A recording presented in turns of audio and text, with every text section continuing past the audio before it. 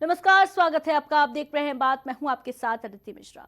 Malegaon bomb blast को लेकर आज बहुत बड़ा फैसला आ चुका है। कोर्ट ने प्रज्ञा ठाकुर समेत सभी आरोपियों को बरी कर दिया। बीते 17 सालों से इस मामले में कोर्ट में जुरह चल रही थी। क्या है मालेगांव की इनसाइड स्टोरी, एक खास रिपोर्ट देखिए। तारीख 29 सितंबर 2008। जगह महाराष्ट्र का मालेगांव शहर।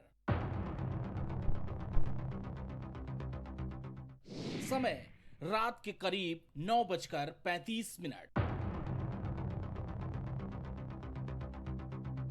आखिर उस दिन क्या हुआ था?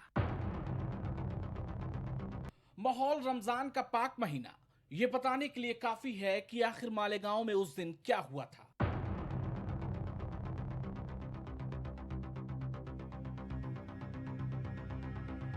आम दिनों की तरह इस दिन भी सभी लोग बाजार में खाने पीने का सामान खरीद रहे थे और कुछ लोग रोजा खोलने के बाद खाना खा रहे थे। लेकिन तभी रमजान के पवित्र महीने में मस्जिद के पास खड़े स्कूटर में जो भीषण विस्फोट हुआ, उससे सभी तरफ हाहाकार मच गया। ये विस्फोट तो महाराष्ट्र में हुआ था, लेकिन इसकी गूंज पूरे देश में सुनाई दी थी। इस घटना में 6 लोग मारे गए, 101 लोग जख्मी हुए।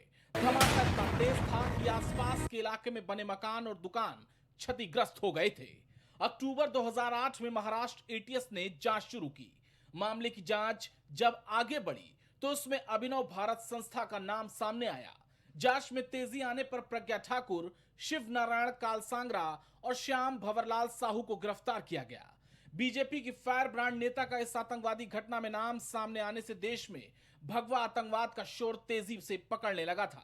एनआईए कोर्ट के फैसले के बाद मालेगांव विस्फोट मामले पर पूरे देश में चर्चा हो रही थी। जब ये घटना हुई थी उस समय की कुछ चीजें निकलकर अब सामने आ रही हैं। जैसे उस समय एक चर्चा हुई थी कि वहां पर सिमी का प्रतिबंधित संगठन जो सिमी है उसका कार्यालय था, और ऐसी भी चर्चा आ रही थी कि सिमी के उस कार्यालय के क्षेत्र में बम भी बनाए जा रहे थे। ऐसी चर्चा हुई उस समय। ये भी कहा जा रहा था कि कहीं ऐसा तो नहीं है कि जो बम थे उनको लेकर के कोई जा रहा हो और उसका विस्फोट अचानक हो गया और उससे ये घटना घटी। एनआईए ने सारे तथ्यों को, सारे सबूतों को, सारे साक्ष्यों को कोर्ट के सामने रख दिया है और एनआईए कोर्ट का फैसला आया है, जिसमें साध्वी प्रज्ञा ठाकुर जो कि पूर्व सांसद हैं वो और कर्नल प्रसाद पुरोहित सहित सभी 12 आरोपियों को बरी कर दिया गया है। चर्चाओं का बाजार अभी और गर्म होगा, इस पर राजनीति भी हो सकती है। देखने वाली बात ये होगी कि अभी इस फैसले को कहां पर और कैसे चुनौती दी जाती है। वीडियो जर्नलिस्ट नीरज के साथ अमरेंद्र प्रताप सिंह, प्राइम टीवी, लखनऊ। साल 2011 इस पूरे मामले की जांच एटीएस से लेकर एनआईए को सौंप दी गई थी और यहीं से पूरे जांच का एंगल भी बदल गया था। शुरुआत में एटीएस जिस दायरे में इस जांच को आगे बढ़ा रही थी, एनआईए ने इससे उलट इस पूरे बम ब्लास्ट की जांच शुरू की। मालेगांव बम ब्लास्ट में जैसे जैसे साल बीत रहे थे, जांच अपना रंग भी बदल रही थी। मकोका हटने के बाद भी 7 लोगों के खिलाफ जांच चलती रही, जिनमें प्रज्ञा सिंह ठाकुर का भी नाम था। इन सभी 7 लोगों पर सरकारी पक्ष द्वारा पेश किए गए सबूतों और आरोपों के आधार पर सबकी भूमिका तय की गई। अगर बात साध्वी प्रज्ञा ठाकुर की करें तो उन पर सक्रिय भूमिका के साथ हथियार और वाहन उपलब्ध कराने के आरोप हैं, जिसमें एमएलएम स्कूटर में बॉम्ब लगाए जाने की बात कही गई थी, वो प्रज्ञा के नाम पर बताया गया। आरोपी नंबर 2 लेफ्टिनेंट कर्नल प्रसाद श्रीकांत पुरोहित, बम धमाके का मास्टरमाइंड बताया गया। अभिनव भारत संगठन की स्थापना से लेकर धमाके के लिए विस्फोटक मुहैया कराने के आरोप लगे। आरोपी नंबर 3 रिटायर्ड मेजर रमेश उपाध्याय, संगठन अभिनव भारत से जुड़े होने साजिश में सक्रिय भूमिका निभाने के तार जुड़े दिखाई दिए। आरोपी नंबर 4 अजय राहिरकर, धमाके के लिए धन इकट्ठा करने, वित्तीय सहायता प्रदान करने और उसके वितरण के आरोप लगे। सुधाकर द्विवेदी, साजिश की बैठकों में शामिल होने के साथ धमाके को अंजाम देने के लिए धार्मिक नैरेटिव के माध्यम से मानसिक तौर पर प्रेरित करने का आरोप लगा। आरोपी नंबर 6 सुधाकर चतुर्वेदी, साजिश की बैठकों में शामिल होने और योजना के भागीदारी होने का आरोप लगा। आरोपी नंबर 7 समीर कुलकर्णी, बैठकों का हिस्सा बनने और साजिश में शामिल होने के आरोप लगे। 2017 ये वो साल था जब सभी आरोपियों को जमानत पर रिहा कर दिया गया था। 2018 में 30 अक्टूबर 2018 को यूएपीए के तहत आईपीसी के तहत आरोप तय किए गए। उसके बाद आगे आकर कई लोगों ने एटीएस पर दबाव पूर्वक कार्रवाई और जबरदस्ती बोलने के आरोप लगाए। इसके बाद यह बात सामने आई कि भगवा को आतंकवाद से जोड़कर एक बड़ी साजिश को अंजाम दिया जा रहा था।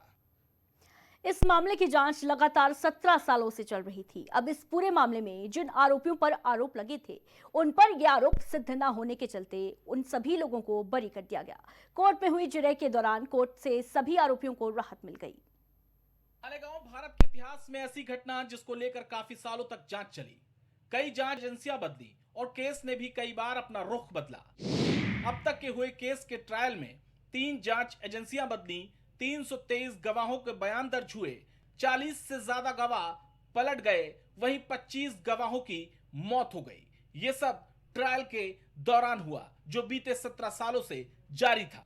मालेगांव विस्फोट मामले में 17 साल बाद एनआईए की विशेष अदालत ने पूर्व सांसद प्रज्ञा सिंह ठाकुर और लेफ्टिनेंट कर्नल प्रसाद पुरोहित सहित सभी 7 आरोपियों को बरी कर दिया है। विशेष न्यायाधीश अभय लाहौटी ने करीब 1000 पन्नों के फैसले में 15 अहम बिंदुओं पर जोर दिया, जिनकी वजह से आरोप साबित नहीं हो सके। चर्चित मालेगांव मामले पर जब कोर्ट का फैसला आया तो इस पर राजनीति होना भी लाजमी था। इस पूरे मुद्दे पर कल सदन में भी अमित शाह ने अपनी बात रखी थी। बंबई का हमला, बंबई के हमले के बाद आज ये दिग्विजय सिंह चले गए हैं। उन्होंने कहा है तो आरएसएस ने कराया था। मान्यवर, ये क्या बोल रहे हैं? किसके लिए बोल रहे हैं? किसको बचा रहे हैं? क्या कहना चाहते हैं? और हिंदू टेरर का सगुफा किसने छोड़ा? मैं आज दुनिया के सामने, देश की जनता के सामने गर्व से कहता हूं कि हिंदू कभी टेररिस्ट नहीं हो सकता। अब जब फैसला आ चुका है तो उस वक्त हिंदू संगठनों में हर्ष का माहौल देखा जा रहा है। हिंदूवादी नेता इस पूरे फैसले से पूरी तरह खुश नजर आ रहे हैं। हिंदू संगठनों को मालूम है कि अगर ये फैसला उनके खिलाफ रहता तो उनकी छवि पूरी तरह से निशाने पर आ जाती। हिंदू आतंकवाद और भगवा आतंकवाद के नाम पर झूठी कहानियां रचकर कांग्रेस और उसके साथियों ने जिस प्रकार पिछले 2 दशक से हिंदू समाज को अपमानित करने का षड्यंत्र किया था, आज वह षड्यंत्र तार-तार हो गया है। चंद जिहादियों को बचाने के लिए पूरे हिंदू समाज को अपमानित करोगे, संतों को जेल में डालोगे और संत परंपरा को अपमानित करोगे। हिंदू समाज इसको स्वीकार नहीं कर सकता और इसी की सजा तुमको आज मिल रही है। तुम्हारा यह अपराध अक्षम्य अपराध है। राहुल गांधी, सोनिया गांधी समेत मैं सभी कांग्रेस नेताओं से कहना चाहता हूं, वो हिंदू समाज से और संपूर्ण देश से माफी मांगे। इन्होंने केवल हिंदू समाज नहीं, पूरे देश को, पूरी दुनिया में अपमानित किया है। मालेगांव बम ब्लास्ट में प्रज्ञा ठाकुर समेत कई नामचीन हस्तियों के नाम आए थे, जिस कारण यह केस पूरे देश में काफी हाईलाइटेड रहा था। इस केस में कई अलग